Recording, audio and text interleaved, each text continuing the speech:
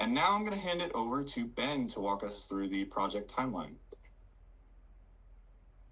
Thank you, Colin. Sorry, my finger slipped. Here we go. Now for the timeline. Up to this point, we've outlined the needs, the scope, the budget for the GHL Native American Oral History Preservation Project. Now that we're moving into the timeline, we will show how we can move from a situation where only 20% of interested participants have been invited to a structured process that expands access, increases participation to at least 40%, and ensures long-term preservation of the materials that we record. We are initiating the project as a 12-month pilot designed to be realistic and scalable while acknowledging limited staffing capacity, budget constraints, and ethical responsibilities that we have already expounded on a bit. For the sake of time, I have compiled our 8 milestones into 3 overall phases.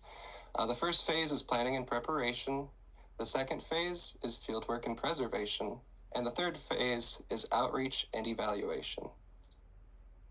For the first phase, planning begins with the project coordinator initiating tribal consultation.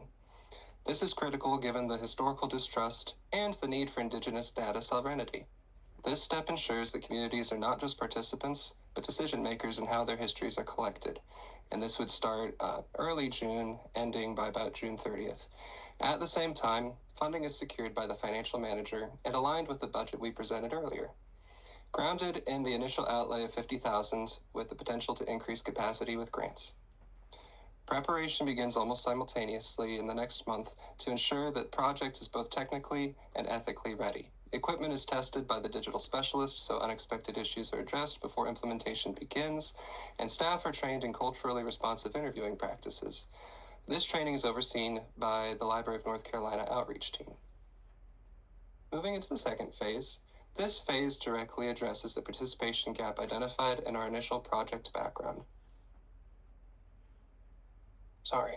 By organizing fieldwork into 3 structured trips, the interview team reduces travel barriers, especially considering rising gas costs, and reaches communities that are not easily accessible due to the digital divide across our state.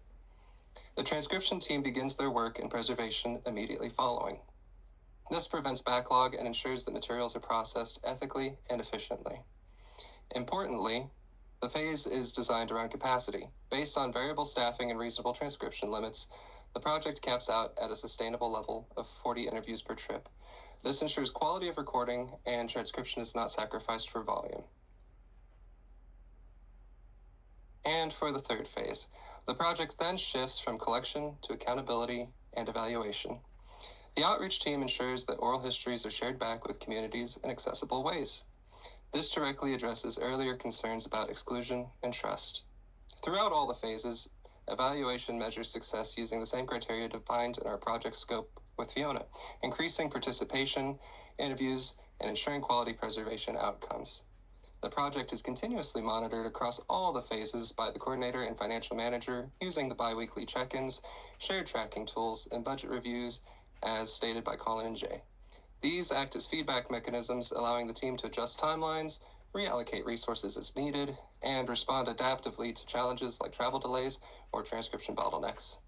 This ensures the project remains both flexible and accountable, culminating in the final report in May. Which quickly brings us back to our dependencies table to show another view of these milestones, but broken into tasks with point people, of course pending their final assignments. I highlighted it in color to emphasize the phased approach that we're taking, just in case any piece of it would need to be delayed. It shows which tasks would be grouped together for their dependencies.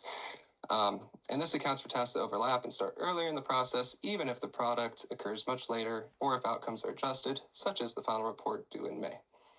Ultimately, the timeline demonstrates how strategic planning, responsible funding, and continuous communication work together to move this project from a recognized gap in participation to a sustainable, community-centered model for preserving Indigenous voices across all of North Carolina. And depending on our time, if there are any questions.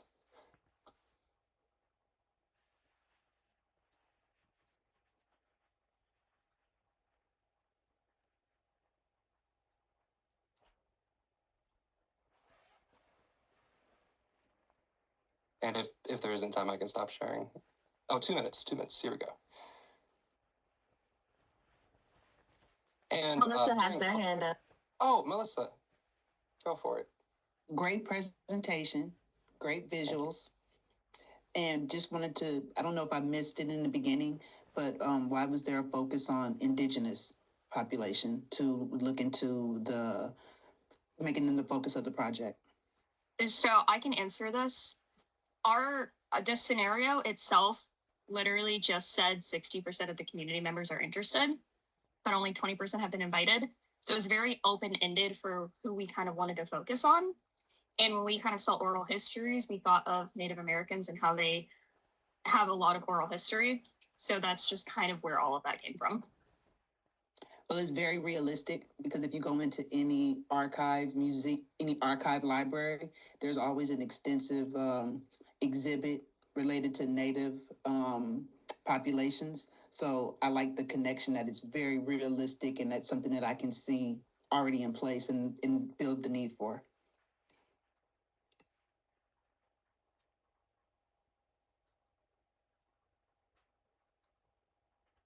I guess in lieu of another hand being raised up, I can add to that I've worked outreach in the northeast part of the state as an outreach tech for about a year.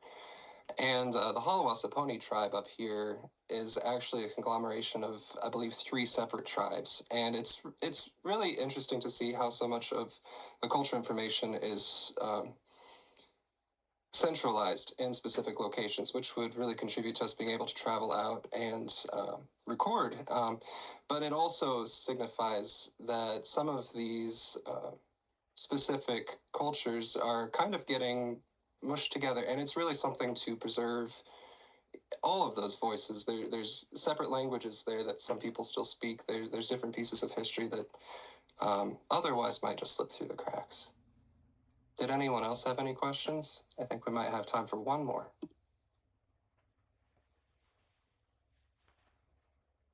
No? Okay. Well, thank you all for listening. Thanks, guys. Good job with 7 seconds to spare. That was excellent. I really enjoyed that. That was excellent. Good job. I'll be giving you guys feedback in your grade, okay?